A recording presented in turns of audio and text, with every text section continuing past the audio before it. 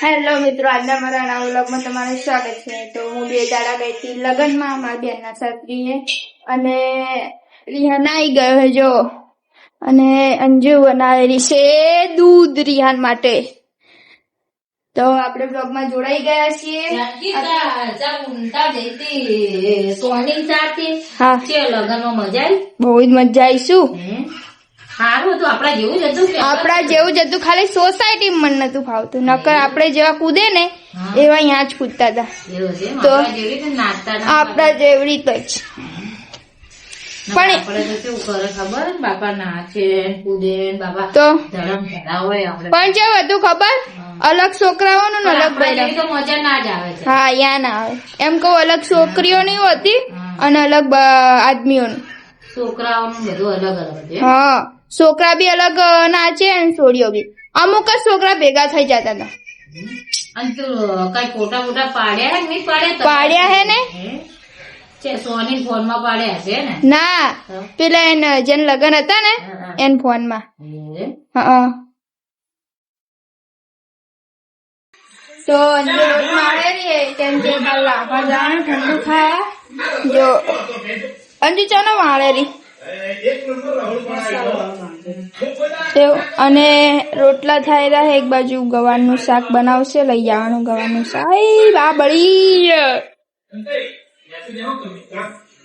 મેં અહીં તલ હવે બેઠા હે, નહીં ચાલેલું ફૂમતાજી નું જબર આવ્યું હે, મજા આવી જોવાની।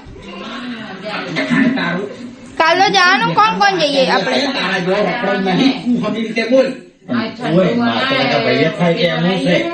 મસાલાવાળી રોટલી બનાવીએ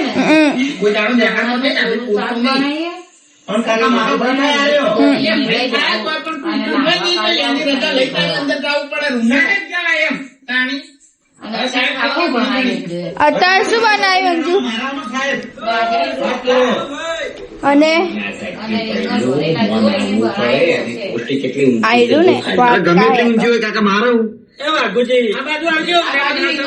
આ ભીંડાનું શાક અને આ રીંગણ ભરેલા જો અંજુએ બનાવ્યું છે। અને અંજુ કે ખબર, એને અપ્પા કે અપ્પા સુધી ને હું બાજરી લોટો ને રીંગણ નું શાક જ ખાઉં પેલા। જો કાલની તૈયારી થઈ રહી છે, જો એટલે બતાવે। હા, તેને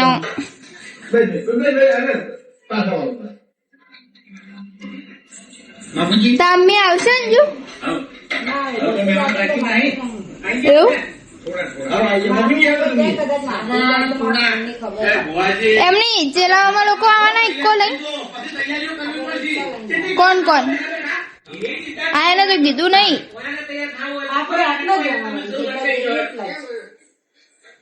એવું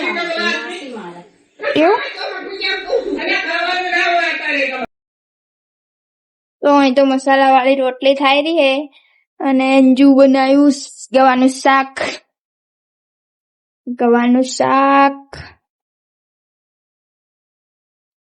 તેને પંખો બનાવ્યું કે ચાલુ કરી દેજો। અને રંજીત કાકા આવી ગયા। રંજીત કાકા એમ કહે કે પેલો પંખો અમુક કરી દેજો।